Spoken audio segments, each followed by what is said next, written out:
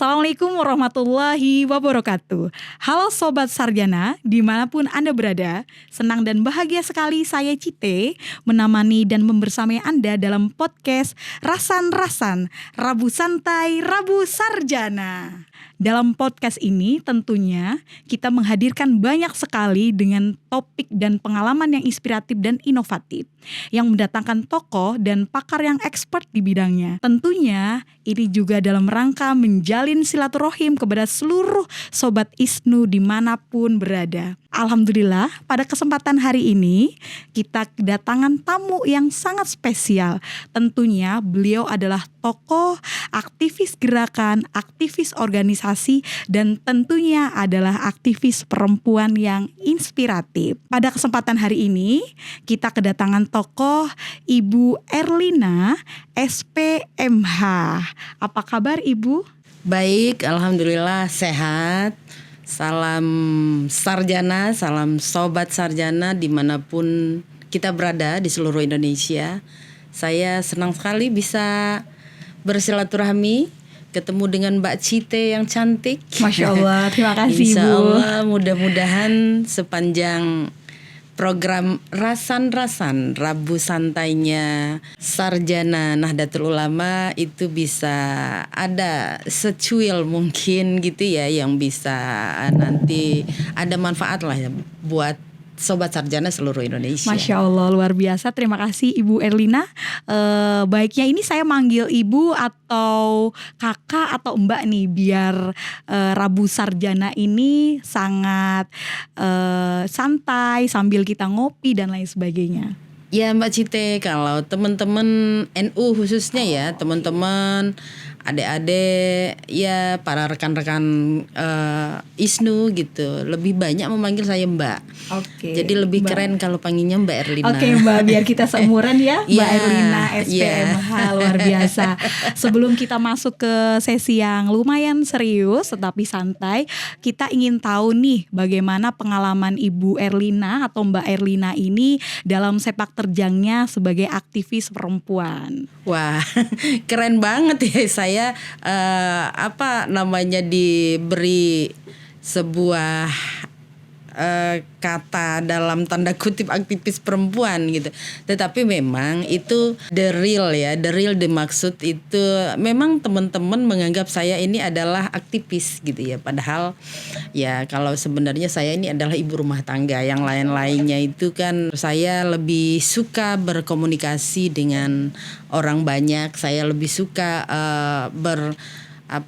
beraktivitas yang kira-kira ada manfaat lah ya buat satu dua atau yang lebih lah gitu ya. Jadi ya dibuat hidup ini enjoy aja gitu, mengalir aja lah gitu ya.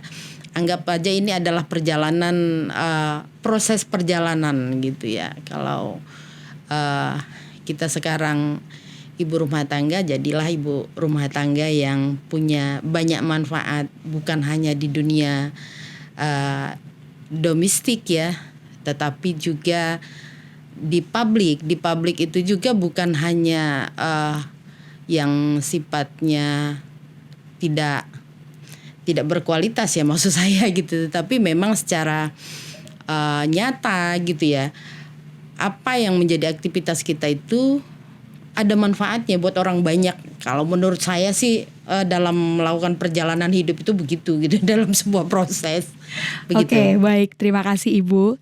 Tentunya Mbak Erlina ini selain seorang ibu aktivis, beliau juga sebagai Ketua Pengurus Wilayah Ikatan Sarjana Nahdlatul Ulama Provinsi Lampung.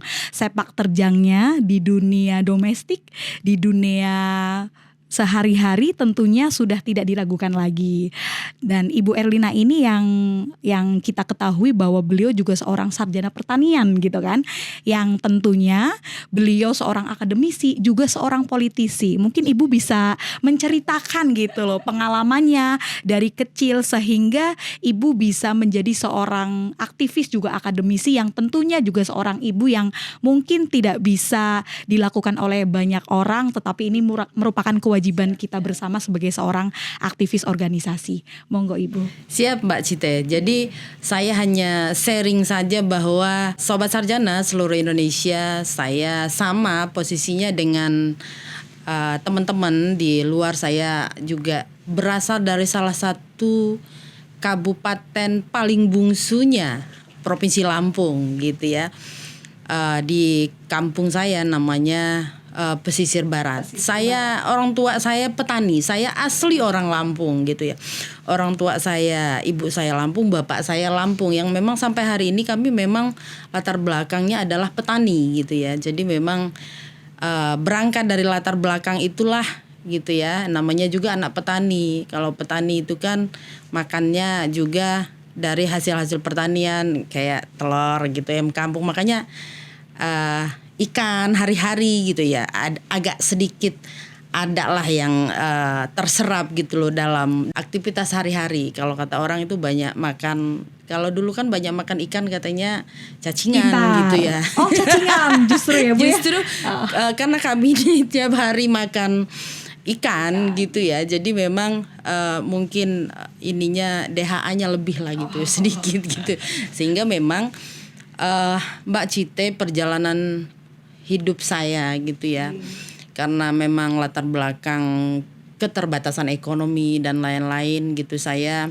dari kampung saya di Krui di Pesisir Barat. Ya, di Krui, tepatnya di daerah paling ujung namanya Desa Penengahan itu, di situ saya sekolah SD-nya, kemudian saya ke kecamatan lah gitu pada saat melanjutkan ke sekolah menengah pertama ya kalau sekarang ini. Kemudian saya melanjutkan pendidikan menengah atasnya gitu ya, saya ke Kota Bandar Lampungnya. Jadi di ibu kota Provinsi Lampung gitu ya. Jadi di SMA Negeri 3 Tanjung Karang tepatnya. Kemudian saya pada saat ujian masuk perguruan tinggi negeri gitu ya. Ya alhamdulillah lolos tes UMPTN. Pada saat itu kami UMPTN namanya. Saya karena memang orang pertanian, anak petani gitu ya. Jadi saya ngambil jurusan pertanian. Terinspirasi ya Ibu ya dari orang tua namanya petani gitu kan. Petani. Jadi saya ngambil diploma dulu. Diploma 3 karena menghitung soal keterbatasan ekonomi ya. Sepertinya bakal selesai nggak kalau kita ngambil S1 gitu ya. Jadi saya ngambil penyuluhan dan komunikasi pertanian gitu ya. Dan kemudian saya melanjutkan ke S1-nya di jurusan Sosial Ekonomi Pertanian, tetapi konsentrasinya di komunikasi dan penyuluhan pertanian. Nah, selesailah kemudian S1 gitu ya. Dan itu memang cita-cita saya sejak kecil. Saya itu pengen jadi Menteri Pertanian, Mbak Cite. Amin ya Allah. Tapi nggak kesampaian. Siapa tahu ya Bu ya di kabinet selanjutnya Ibu bisa menjadi Menteri Pertanian. Kalau saya bilang dengan adik-adik mahasiswa gitu ya, saya ini nggak nyangka gitu ya, perjalanan hidup ini saya kuliahnya di pertanian, tetapi aktivitas karir saya di Komisi Pemilihan Umum, KPU, penyelenggara pemilu ya Bu ya. Jadi penyelenggara pemilu gitu ya. Jadi penyelenggara pemilu itu dari 2008. Udah lahir belum Mbak Cite? Belum. Mungkin udah lahir. Jadi dari tahun 2008 sampai 2014 itu saya masih di komisioner KPU Kota Bandar Lampung. Saya di situ bagaimana yaitu tadi kan namanya cita-citanya pengen jadi punya banyak manfaat gitu ya. Sehingganya ilmu yang saya pakai gitu, ilmu yang saya pelajari itu adalah soal komunikasi, berhubungan dengan banyak orang gitu ya. Dan kalau di penyelenggara pemilu kita bagaimana berkomunikasi dengan banyak orang, membuat seluruh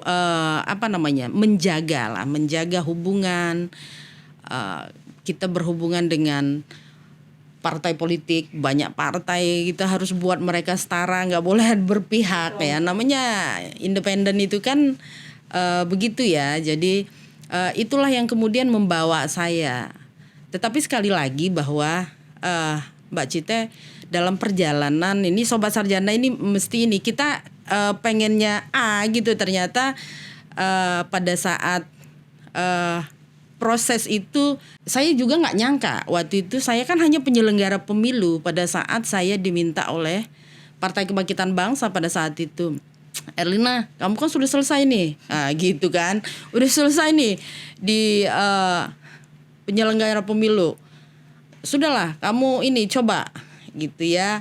Saya waktu itu ikut berkontestasi. Kalau saya pernah jadi panitianya di penyelenggara pemilu, saya jadi peserta. Oke, jadi Nah, peserta jadi juga peserta ya, Bu? pemilu. Ya, jadi peserta pemilu itu saya menjadi calon Anggota legislatif. bukan kepala daerah dan wakil kepala daerah. Dan Oke. kemudian tahu sendiri ya, urusan begitu berat Mbak Cite, apalagi saya ini perempuan.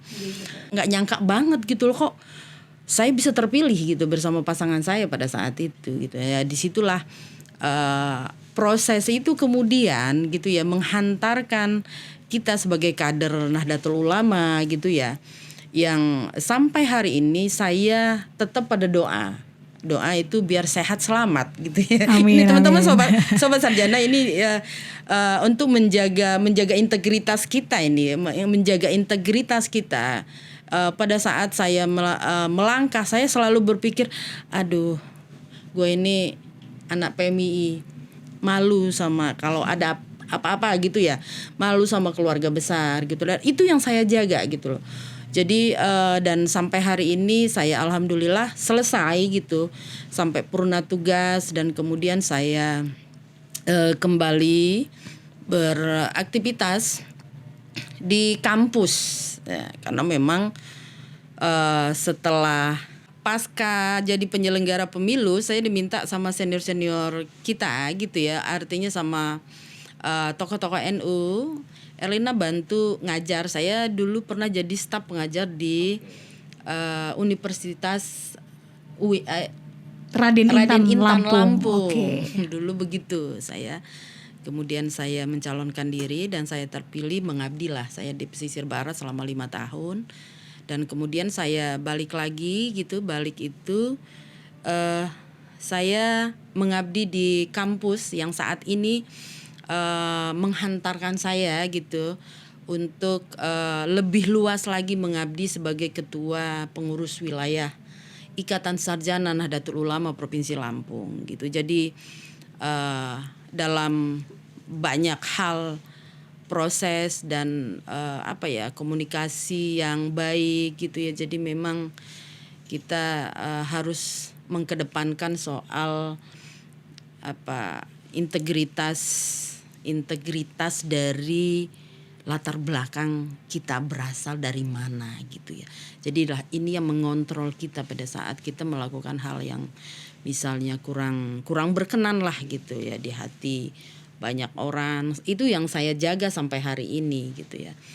Jadi karena saya orang Lampung kali ya, saya punya karakter yang agak sedikit keras gitu, beda dengan teman-teman yang lain. Saya kalau survive-nya itu mau ditaruh di tengah sawah itu saya bisa hidup gitu ya, dan lain-lain ya. Itulah perjalanan saya gitu, Mbak Cite, dengan tekanan, dengan pressure yang sangat luar biasa dalam perjalanan hidup ini. Saya sebagai perempuan gitu ya, saya harus kuat, saya harus membuktikan ke banyak orang bahwa perempuan itu bukan makhluk yang kata orang lemah lah gitu ya. Saya mau mengimplementasikan 4 bintang dalam hidup saya gitu ya. Saya pengen sukses. Kalau saya sukses di keluarga gitu ya, itu kan kita ada 4 bintang ya kalau di itu ya. Pengen sukses di keluarga, pengen sukses di masyarakat, di organisasi, dan di tengah-tengah masyarakat gitu ya. Jadi saya pengen betul-betul ini bisa, ya Allah gitu, bisa terkabul nggak sih gitu ya. Tapi ternyata ya itu tadi, alhamdulillah ya, berkat saya bilang konsistennya kita di dunia profesional. Kemudian saya juga menunjukkan bahwa ayolah gitu ya para generasi muda, pada kader-kader, adik-adik dan semua teman-teman, rekan-rekan yang sekarang aktivitas hari-hari saya sebagai dosen gitu ya, bahwa sebegitu banyak tanggung jawab kita secara administratif di kampus gitu. Kita juga punya kesempatan yang luas sebetulnya untuk memanage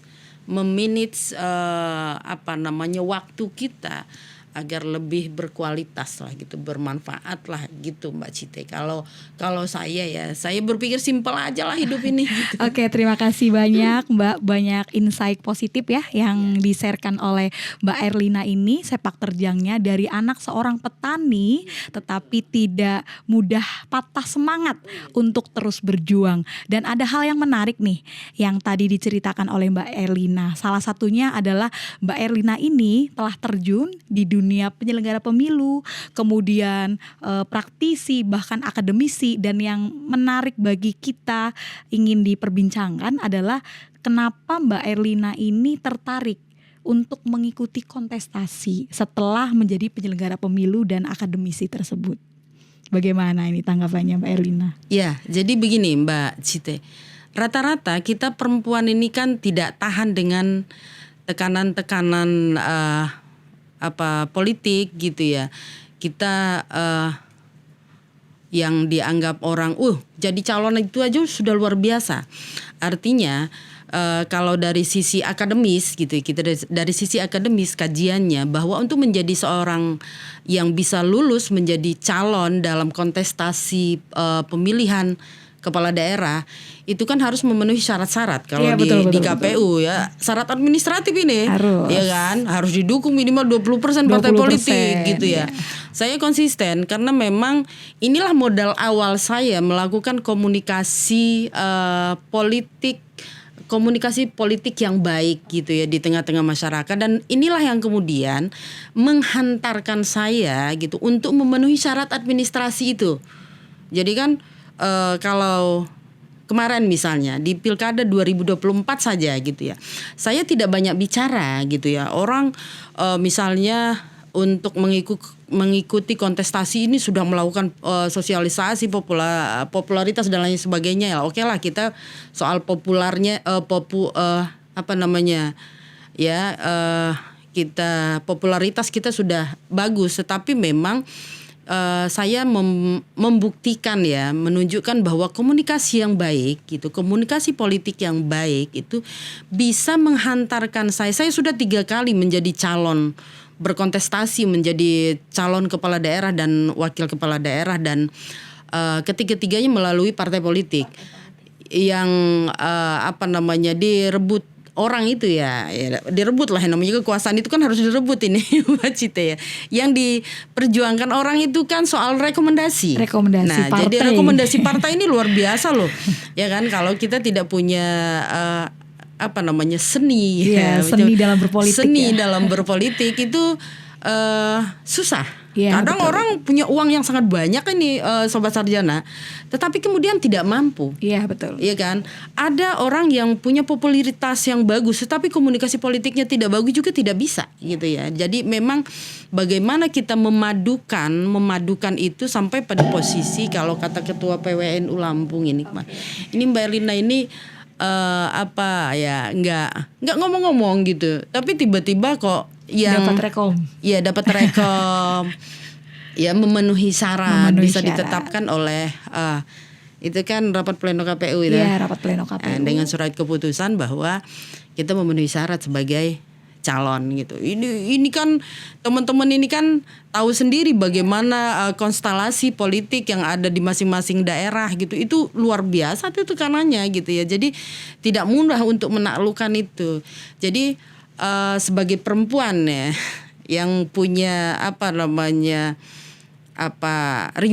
punya riwayat dalam bukan menaklukkan ini, tetapi membuat bukan cita-cita juga sih sebenarnya gitu. Saya cita-citanya kan jadi Menteri Pertanian. Tapi memang kemudian aktivitasnya kok lebih banyak ke dunia politik yang dan akademisi ya, Bu, dalam kompetisi gitu, Jadi memang inilah gitu loh, sebuah perjalanan kekuatan seorang perempuan. Dan yang kalau kata teman-teman, Mbak Lina ini menginspirasi misalnya gitu ya, bukan hanya karena saya mengajak orang, saya tidak mau mengecilkan soal perempuan itu sendiri. Yang kita pelajari itu di gender itu kan begitu. Ya, saya tidak mau bagaimana sikap kita gitu yang kita tunjukkan ke publik gitu ya. Kita kemudian merendahkan kualitas perempuan itu sendiri. Nah, itu yang saya jaga sampai hari ini. Makanya teman-teman gitu ya mempercayakan dan saya kemudian bisa terpilih sebagai ketua wilayah. Ikatan Sarjana Nahdlatul Ulama Provinsi Lampung gitu.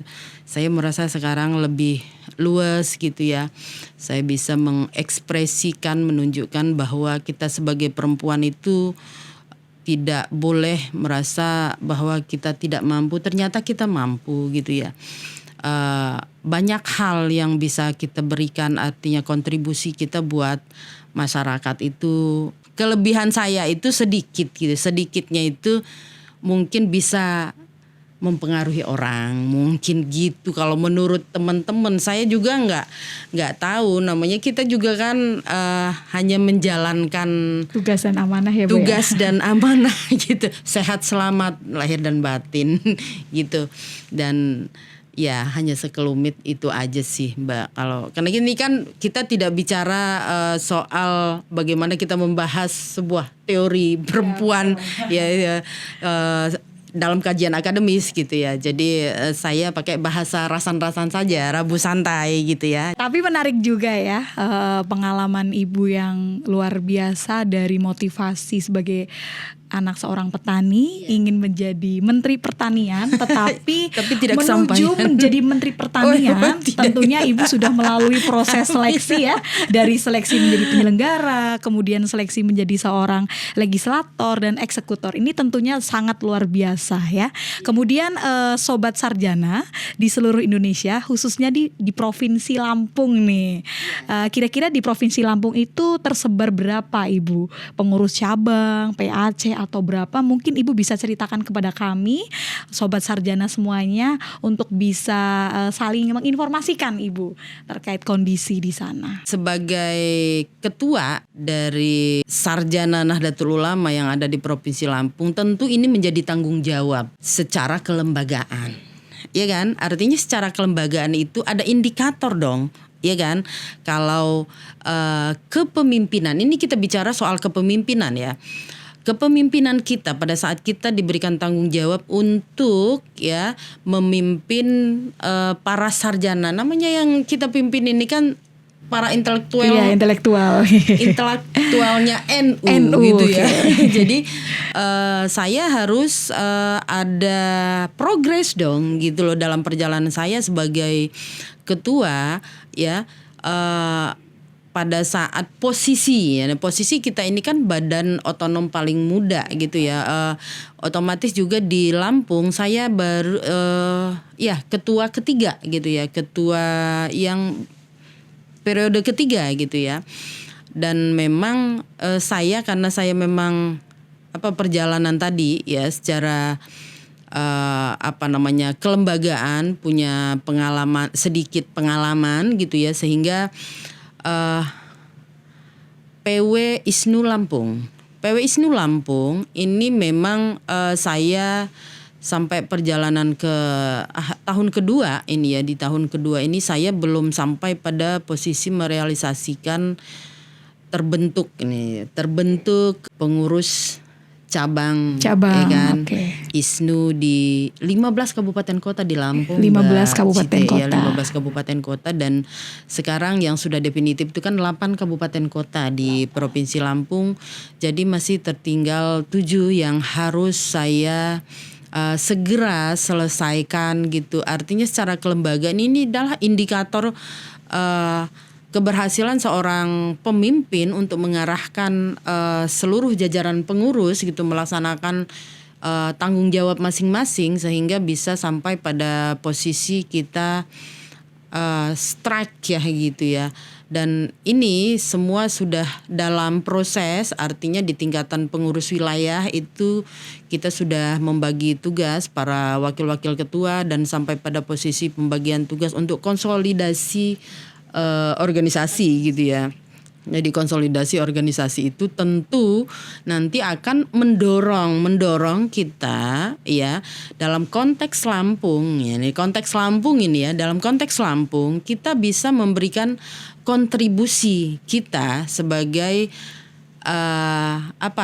para sarjana Nahdlatul Ulama sehingga program-program yang kita laksanakan ini kan bisa dirasakan lah ya Mbak Cite sama sarjana-sarjana yang ada di Lampung khususnya gitu ya. Sehingga kualitas sumber daya manusia khususnya teman-teman sarjana yang ada di Provinsi Lampung gitu merasa bahwa oh iya gitu ya. Teman-teman ISNU gitu, teman-teman ISNU itu benar-benar ada baktinya lah buat Lampung. Ya kan ada kontribusinya buat Lampung. Kita bisa mengajak masyarakat, misalnya kita kemarin itu melakukan kajian, kita melakukan seminar tentang hilirisasi produk gitu ya. Dan para pelaku UMKM gitu ya bisa berinteraksi, berkolaborasi dengan Ikatan Sarjana Nahdlatul Ulama Provinsi Lampung gitu. Jadi lembaga-lembaga yang ada di kayak Bank Indonesia, kita kemarin berkolaborasi dengan Pemprov ya, kemudian Bank Indonesia itu dan seluruh akademisi yang ada di Provinsi Lampung, khususnya perguruan tinggi, kemudian kelompok-kelompok komunitas yang memang tertarik tentang hilirisasi produk. Misalnya kemarin itu kita sama-sama memberikan masukan kepada pemerintah, ini loh yang mesti dilakukan gitu loh dalam kajian gitu ya. Tetapi implementasinya gitu salah satu programnya misal kita mendampingi bahwa teman-teman ada yang mendampingi para UMKM ini untuk soal produk halal gitu ya di yang ada di Provinsi Lampung ya. Tapi memang secara kelembagaan sih PW ISNU Lampung gitu ya sedang berupaya maksimal sehingga apa yang disampaikan oleh PW ISNU Jawa Timur yang menjadi contoh gitu itu bisa kami gapai gitu Mbak, karena memang ini adalah saya mengakui bahwa ada keterbatasan, tetapi tidak kemudian juga kita punya keterbatasan, kita merasa bahwa aduh kapan kita mau kayak Jawa Timur ya begitu. Insya Allah segera. Iya. Susah. Dari sisi sumber daya alam dan sumber daya manusia kita ya belum strike teman-teman di Jawa Timur, terus teman-teman yang ada di provinsi lain gitu. Ya itu aja. Oke, baik Sobat Sarjana, indikator keberhasilan yang sudah dilakukan oleh pengurus wilayah Ikatan Sarjana Nahdlatul Ulama Provinsi Lampung yang dipimpin oleh Mbak Erlina ini tentunya luar biasa. Yang pertama adalah perluasan wilayah. Ya Mbak, tadi dari 7 kabupaten kota, kemudian ini sedang on the way untuk meluas lagi, menyelesaikan cabang-cabang ISNU yang ada di Provinsi Lampung. Tahun ini insya Allah selesai. Insya Allah kita doakan bersama ya, semoga ISNU Provinsi Lampung bisa tambah wilayahnya dari PAC, cabang khusus, kemudian cabang-cabang yang nantinya ada berada di kabupaten kota di Provinsi Lampung. Yes, Kemudian yes. hal yang menarik yang tadi disampaikan oleh Mbak Erlina, salah satunya adalah kolaborasi program tentang hilirisasi produk UMKM, dan ini Itu salah satu contoh aja. Oh, itu. contoh. Ini luar biasa, Mbak. Sangat menarik. Karena setelah saya baca, tentunya ini sangat relevan ya, sangat bersinergi dengan pemerintah daerah Provinsi Lampung yang mendorong ekonomi inklusif gitu kan. Yeah. Tentunya PW ISNU Lampung ini sudah melaksanakan, luar biasa Ibu gitu. Dalam keberhasilannya itu seperti apa Bu? Hanya sertifikasi, sosialisasi, atau hanya memberikan rekomendasi yang tadi Ibu sampaikan? Ya, jadi perjalanan kontribusi pengurus ya dalam melaksanakan program kerja yang sudah disusun di Muskerwil PW ISNU Lampung, ya itu hanya salah satu divisi ya dalam bidang pemberdayaan ekonomi gitu ya. Jadi memang ini salah satu cara kita gitu. Itu kan kalau kita selaraskan dengan program pemerintah Provinsi Lampung saat ini gitu ya, agar Lampung itu bisa maju, adil ya, dan dalam pemerintahan yang inklusif gitu ya. Pertanyaan kita kan kemudian ISNU gitu ya. ISNU itu ada di mana positioning gitu ya. ISNU ini. Positioning ISNU itu ada di mana di pemerintah Provinsi Lampung pada saat ini gitu ya. Jadi memang di awal-awal kita sudah melakukan sinergi dengan pemerintah Provinsi Lampung yang memang pada saat di awal kepengurusan saya itu masih gubernurnya Pak Arinal Nuni, dan pada periode ini kan baru ini, baru periodenya Pak Mirzani Jausal dan Bu Jihan. Mbak Jihan, Dr. Jihan Nurlela, yang memang adalah kader Nahdlatul Ulama, perempuan ya kan, juga, perempuan aktivis. Bukan hanya aktivis, beliau kan anggota DPD RI tadinya gitu ya, legislator, senator. Iya, senatornya Lampung ya, yang kita tetap menjalin komunikasi yang bagus, tetapi kita akan berkomunikasi lebih intensif lagi dengan Pemprov Lampung agar program-program yang sudah disusun oleh PW ISNU Lampung bisa tercover dan ikut bersama-sama memberikan kontribusi buat Lampung khususnya gitu ya. Jadi memang kita ada banyak personal ya di Lampung, di dewan-dewan ahli kita gitu ya, dan para teman-teman pengurus juga gitu, misalnya dalam bidang pendidikan ya, namanya ISNU kan lebih banyak menyoroti soal pendidikan gitu ya, pendidikan yang inklusif gitu ya. Jadi kita dengan gebrakan gubernur pada hari ini gitu ya, untuk menghapus uang komite misalnya kalau di Lampung ini kan dalam rangka merealisasikan pendidikan inklusif di Provinsi Lampung gitu ya. Jadi memang tidak hanya soal pendidikan saja yang disasar sebetulnya sama Provinsi Lampung, misalnya program-program yang bersentuhan dengan masyarakat yang di tingkat grassroots, artinya petani gitu ya.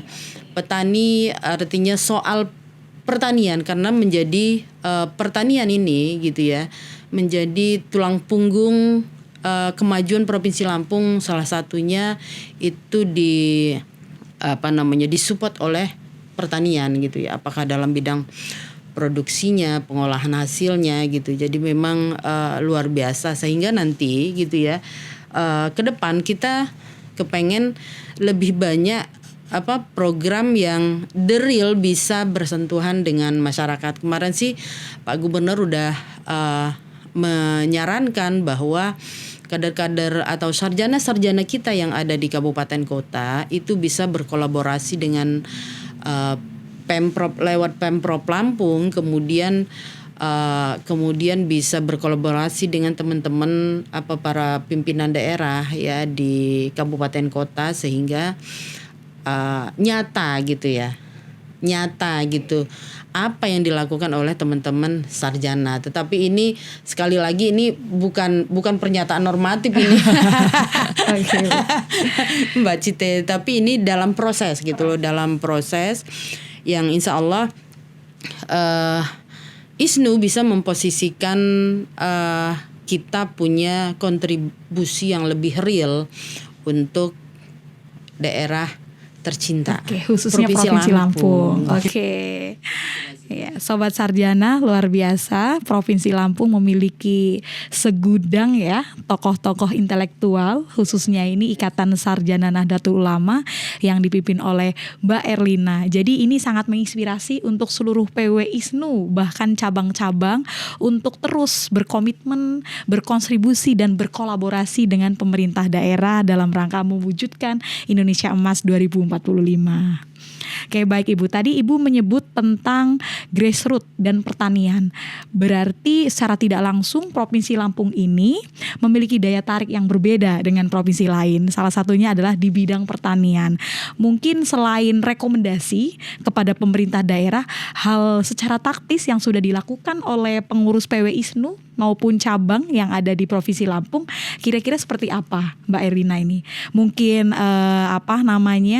ikut menjadi relawan atau ikut sosialisasikan terkait program ekonomi inklusif tersebut dalam bidang pertanian atau seperti apa? Ya, kalau program pertanian ini kan lebih kepada bagaimana program dari pusat sampai ke yang ada daerah kayak hari ini.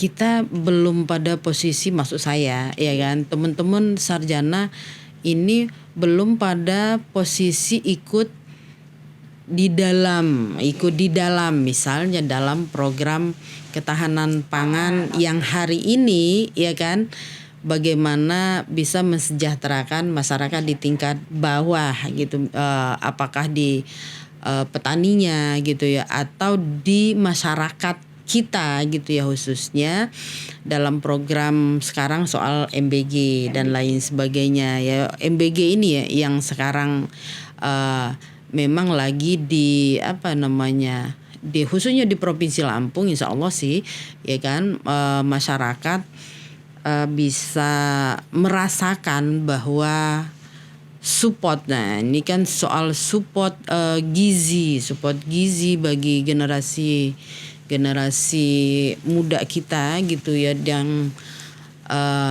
sekarang sedang di posisi apakah di sekolah tingkat usia dini kah gitu kan ya, kemudian di sekolah dasar menengahnya juga gitu ya. Itu khususnya kami di Kabupaten Pesisir Barat saja gitu, yang kabupaten provinsi itu sudah hampir kecamatan-kecamatan itu sudah jalan sih gitu ya. Nah, dalam posisi sekarang gitu ya, kalau masih dalam posisi kajian, karena kita untuk ikut begitu itu kan karena keterbatasan. Betul, keterbatasan yang dimaksud itu kan soal modal gitu ya, dan kita tidak dalam posisi itu Mbak Cite gitu, tetapi kita dalam posisi memberikan masukan bahwa ya kan program MBG ini dalam konteks petani kita jadi bisa meningkatkan ya kan suplai bahan-bahan itu, ketersediaan MBG ini betul-betul bisa itu kan, misal gitu ya kan, untuk bikin sayur asem aja itu kan itu sederhana sih untuk sayur asem buat anak-anak itu, atau dengan jagungnya gitu, sehingga memang harapannya kan program MBG ini kan begitu. Iya betul. Jadi di daerah itu bisa petani yang tadinya nggak nanam jagung itu mereka kemudian diharapkan ada ketersediaan Jagung. itu ya kan, kemudian kebutuhan sayur-sayurannya gitu, karena ini kan banyak gitu loh kebutuhannya banyak ya. dalam harian kan, harian gitu. Jadi itu yang secara tidak langsung itu menggerakkan ekonomi yang itu disuplai oleh para petani. Attinya ini masyarakat di tingkat grassroots, di tingkat bawah. Nah, kita kan berharap program ini kan memang betul-betul bisa bersinergi dengan kita berkolaborasi. Tapi sekali lagi kalau dalam konteks ISNU ini dalam memberikan masukan saja gitu. Kontribusinya para ahli-ahli ini kita memberikan masukan kepada pemerintah daerah, kabupaten, kota atau provinsi khususnya gitu. Oke, berarti sesuai dengan fungsinya bahwa Sarjana Nahdlatul Ulama di Provinsi Lampung sudah sesuai dengan tupoksinya nggih, Mbak, bahwa melakukan rekomendasi, kemudian usulan-usulan yang positif sehingga ini diterima oleh pemerintah daerah dan bisa bersinergi serta menyongsong apa yang menjadi program pusat ke daerah, begitu ya. Tentunya dalam podcast Sarjana Nahdlatul Ulama ini, rasan-rasan ini apa yang tadi sudah disampaikan oleh Mbak Erlina tentunya bisa menginspirasi para perempuan, bukan hanya bicara soal gender lagi, tetapi peluang dan kemampuan apa yang akan kita lakukan ke depan. Oke, mungkin Mbak Erlina bisa memberikan tips nih kepada kita semuanya, seorang perempuan yang kadang masih terbelenggu dengan dunia patriarki gitu. Tetapi Mbak Erlina ini sudah membuktikan, bahkan ketika saya baca profiling Ibu ini banyak sekali organisasinya. Ibu termasuk juga pengurus Sri Kandi Pemuda Pancasila. Ini luar biasa ya, kader Nahdlatul Ulama tetapi meneguhkan prinsip ke-NU-an di Pemuda Pancasila. Monggo Ibu bisa memberikan semangat buat kita semuanya. Jadi yakinlah bahwa sekecil apapun kemampuan yang kita miliki ya sebagai perempuan ini ya, jangan pernah kita merasa bahwa nggak ada gunanya. Saya ini nggak ada gunanya, gue ini nggak ada gunanya gitu. Enggak. Nah, jadi kalau dalam prinsip saya sebagai perempuan gitu ya, kalau orang sudah misalnya mendiskreditkan itu kan masuk dalam ini mendiskriminasi soal kemampuan perempuan. Ya laksanakan dulu. Saya dengan kader-kader kita ya, dengan adik-adik, dengan mahasiswa dan semua komunitas, saya bilang kalaupun apa yang orang harapkan terhadapmu sebagai perempuan gitu ya, laksanakan dulu. Ya kan, pada saat kita melaksanakan apa yang menjadi keinginan orang gitu ya, itu nanti kita ketemu jalannya gitu. Nah, disinilah proses belajar itu di situ gitu ya. Jadi jangan pernah para perempuan Indonesia ini merasa nggak bisa lah saya, ya kan? Oh nggak ada kata begitu gitu ya. Walaupun dalam hati kita bisa nggak ya gitu. Ternyata setelah kita lakukan, ya kan?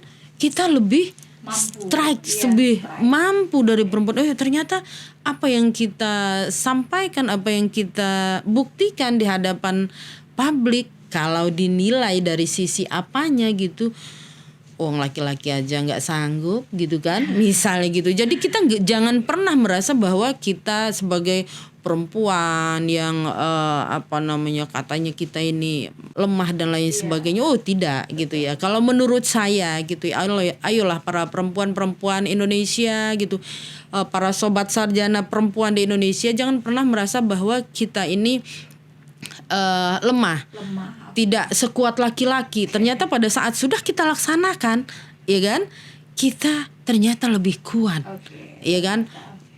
Soal fisik, ya kan. Kalau laki-laki dikit-dikit baru ini udah masuk angin, lah kita enggak gitu. Karena kita perempuan ini sebenarnya memang sudah terlatih gitu ya kan. Ya sebagai ibu, sebagai perempuan, kita ini sudah biasa kan, sudah biasa melakukan, memang karakternya begitu, melakukan banyak hal, menyelesaikan banyak hal dalam satu waktu, itu bisa dilakukan oleh perempuan gitu ya. Kalau laki-laki dia lebih fokus pada satu hal gitu. Tapi kita dalam satu waktu kita bisa menyelesaikan banyak hal. Itu kehebatan perempuan loh. Multitasking ya, Mbak ya. Iya, jadi memang jangan pernah lah kalau saya bilang sama teman-teman yang sedang mengalami depresi misalnya dan lain sebagainya, tetaplah kita harus selalu semangat gitu ya, walaupun ada apa sih Mbak, kalau bahasanya Doel Sumbang, tahu Doel Sumbang nggak yang nyanyi itu? Anjing menggonggong bulan berlalu gitu ya. Ya jadi ini nanti akan memperkuat posisi perempuan. Kita buktikan bahwa memang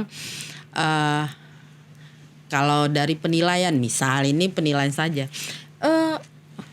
beda dong karakter pemimpin gitu ya. Kalau kita ini kan lebih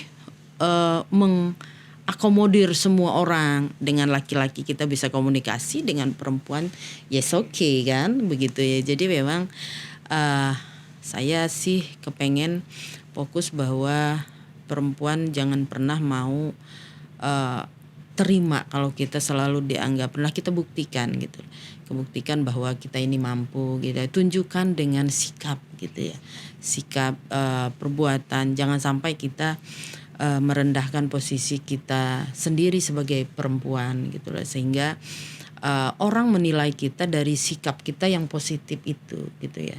Lihatlah misalnya si A gitu kan, dia dalam posisi, tidak semua orang seperti yang saya alami, ini hanya contoh ya, bukan testimoni gitu ya. Saya harus dewasa dalam tekanan politik yang sangat luar biasa.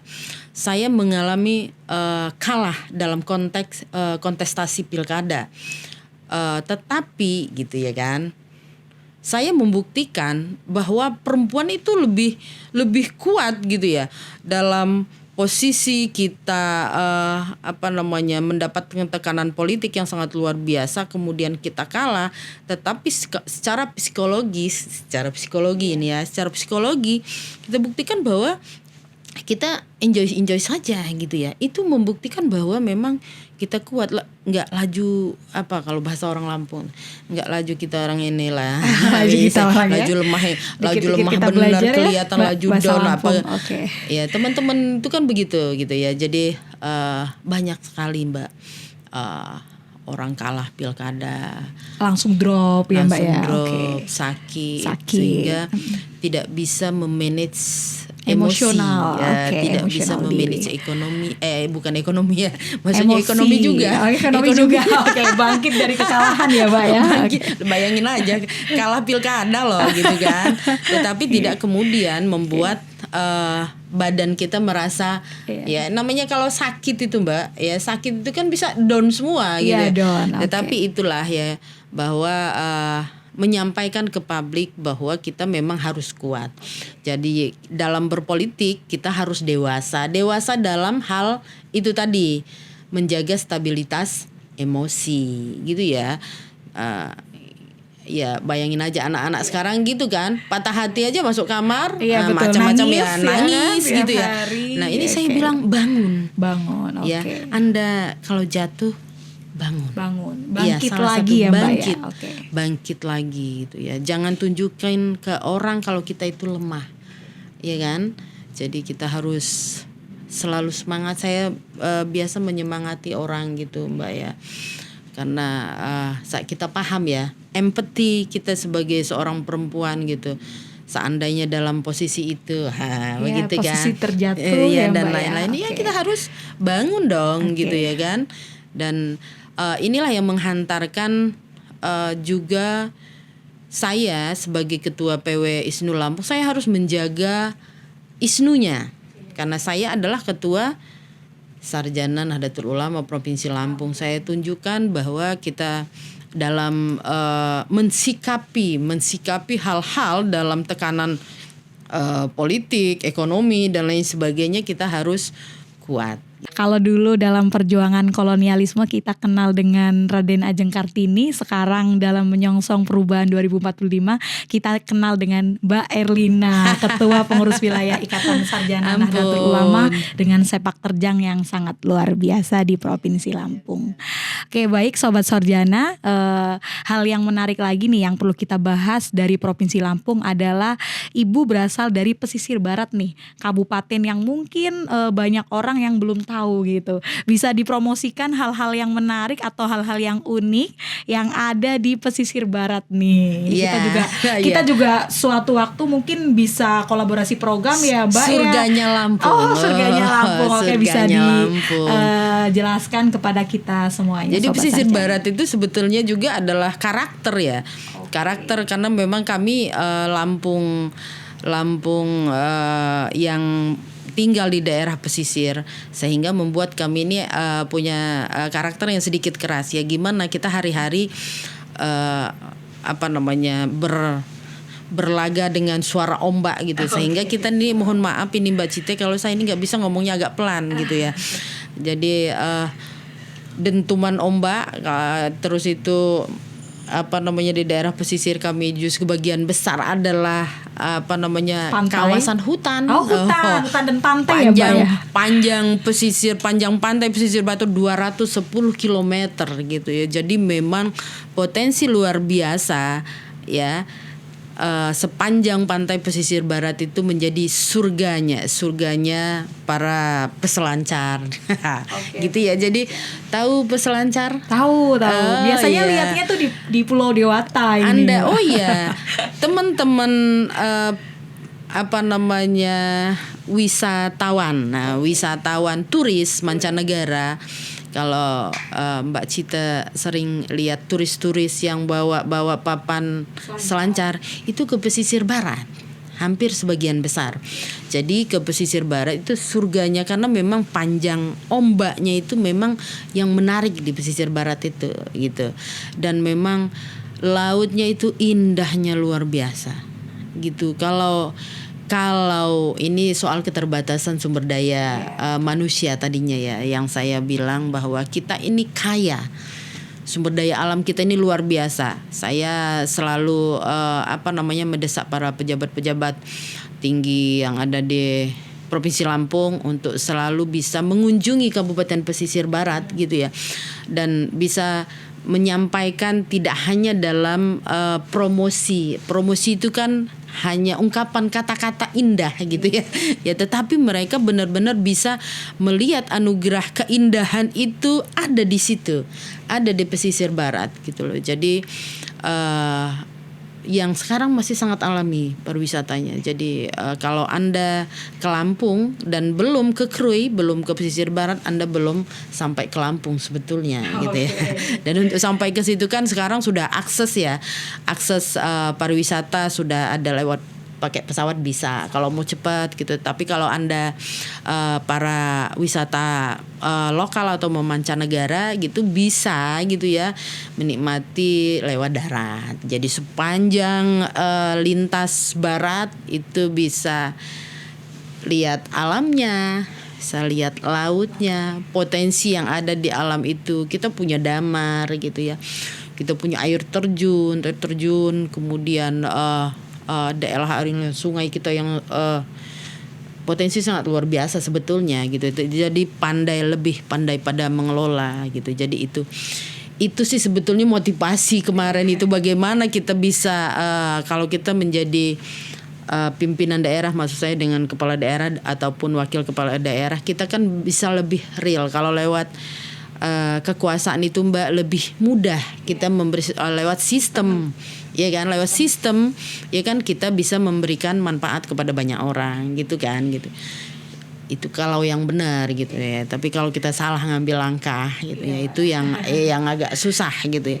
Makanya memang orientasi kita sebagai pemimpin, kalau saya bilang itu lewat sistem itu lebih efektif. Ya, tapi kan sekali lagi bahwa tidak semua keinginan kita itu kemudian adalah yang terbaik. Ya, saya dalam posisi mendukung penuh gitu ya, pemerintah daerah ya lewat kepala daerah terpilih gitu ya, tetap melakukan komunikasi yang baik. Karena kita biar tetap bisa berkesinambungan, bisa memberikan kontribusi, bisa memberikan masukan, ya kan? Kalau kita diberikan masukan kita siap gitu. Jadi memang ini, jadi bukan hanya di tingkat provinsi tetapi juga di tingkat kabupaten kota gitu loh, Mbak. Dalam hal memberikan kontribusi atau masukan ya, kalau syukur-syukur gitu kalau ada.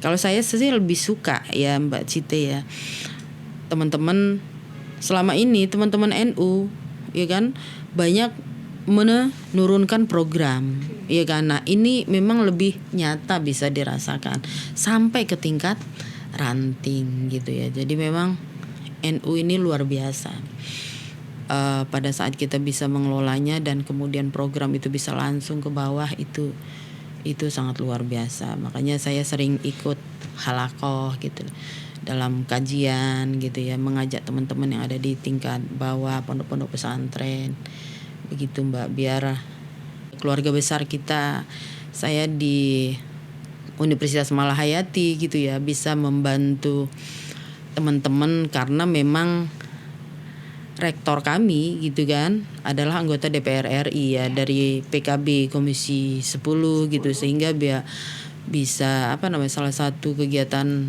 aspirasi ya, dan aspirasinya salah satu adalah KIP kuliah misalnya gitu ya, itu bisa langsung dirasakan gitu ya Mbak. Jadi dalam itu saya sebagai orang atau tokoh di Kabupaten Pesisir Barat misalnya bisa, oh iya ini benar-benar orang yang nggak mampu, ini mesti dibantu. Nah itu sederhana loh Mbak, walaupun cuma 100 atau 200 orang gitu, tapi the real membantu keluarga ya, Mbak, berdampak gitu ya. Ini ISNU berdampak itu maksudnya begitu. Oke, salah satunya itu kontribusi ISNU. Iya, kontribusi ya. Nah jadi kalau kita sekarang ISNU berdampak gitu ya. Nah itu yang bisa dirasakan langsung oleh keluarga unit terkecil yang ada di masyarakat itu. Oke, terima kasih Mbak Erlina, Sobat Sarjana dimanapun Anda berada.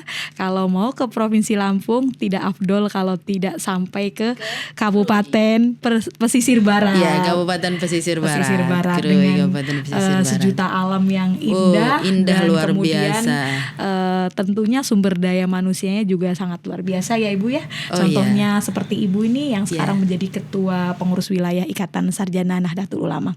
Oke, baik Ibu, untuk closing statement mungkin Ibu bisa memberikan semangat kepada Sobat Sarjana di seluruh Indonesia untuk terus berdaya dan berdampak untuk Indonesia. Silakan Ibu.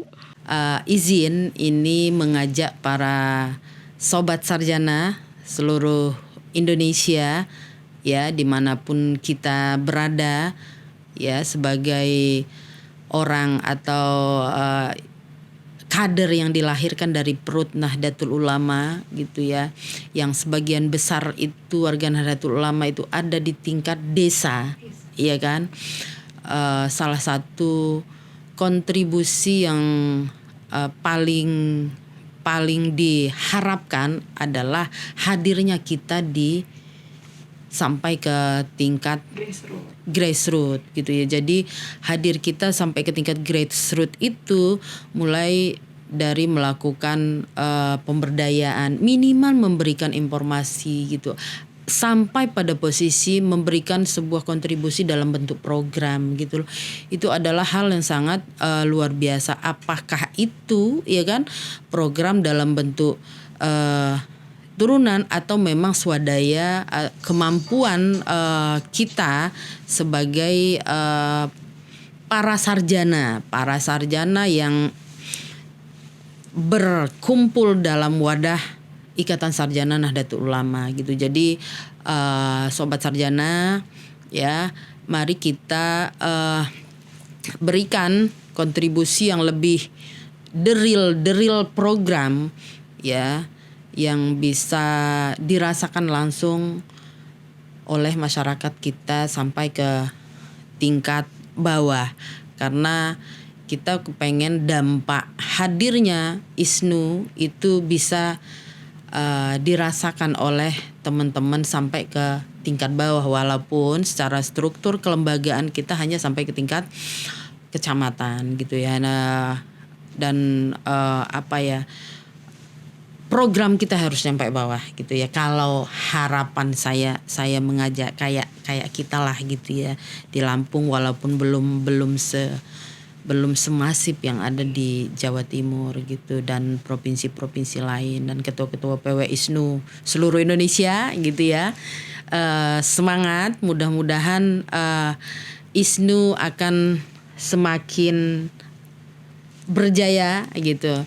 ISNU akan lebih banyak dikenal sama orang, karena orang warga kita gitu ya belum sampai pada posisi tahu ada ikatan sarjana gitu ya, karena kita adalah banom baru gitu ya. Tetapi saya kepengen manfaat kita ini sampai ke tingkat masyarakat kita di tingkat bawah, karena memang sebagian besar warga kita ini kan adalah Nahdlatul Ulama gitu ya. Iya, jadi itu Mbak Cite ya. Saya kepengen setiap insan kita sebagai intelektual Nahdlatul Ulama kita bisa memberikan kontribusi sekecil apapun itu gitu ya. Tidak harus materi, tetapi memberikan masukan juga adalah sebuah kontribusi kalau menurut saya gitu ya. Jadi itu gitu ya, kita nggak boleh kaku ya, tidak hanya dalam memberikan dalam bentuk materi saja gitu ya. Jadi kadang-kadang program itu lebih dampaknya, ini yang kita maksud dengan ISNU berdampak itu melalui program-program yang menyentuh sampai ke tingkat masyarakat gitu ya. Jadi itu sih sebetulnya kita lewat perguruan tinggi juga sasarannya melaksanakan tridharma perguruan tinggi, ya kan? Sampai sasarannya adalah masyarakat gitu.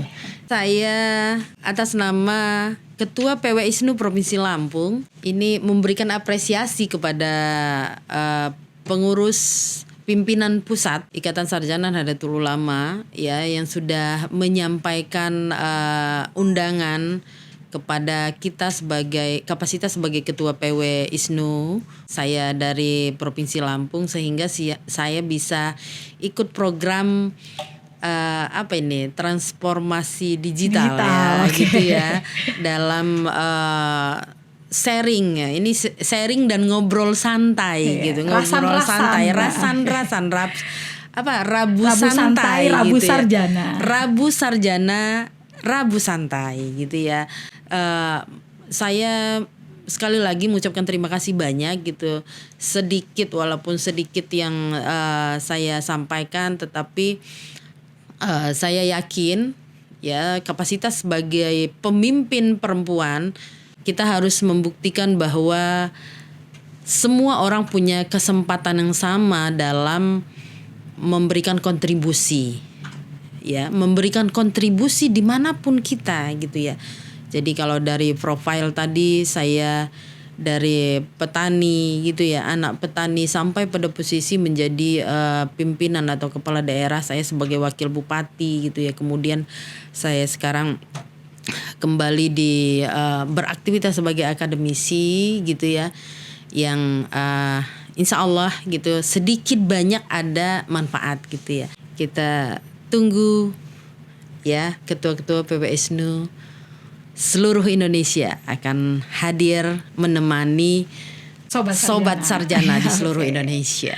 Begitu, terima kasih. Oke, terima kasih Mbak Erlina. Ya, terima kasih. Oke, halo Sobat Sarjana di seluruh Indonesia. Jangan lupa untuk like, subscribe, dan komen di YouTube channel ISNU Channel di program Rasan-Rasan, Rabu Santai, Rabu Sarjana. Saya tutup dengan pantun. Oke, jangan lupa cakepnya ya Mbak. Oke. Siap. Oke. Rumput ditanam di tanah lapang, Cakep. disiram dengan penuh tekad dan semangat kuat. Cakep. Isnu hadir membawa dampak dan masa depan yang gemilang untuk cerdaskan bangsa dan menguatkan umat. Terima kasih. Wallahul muwaffiq ila aqwamit thoriq. Wassalamualaikum warahmatullahi wabarakatuh.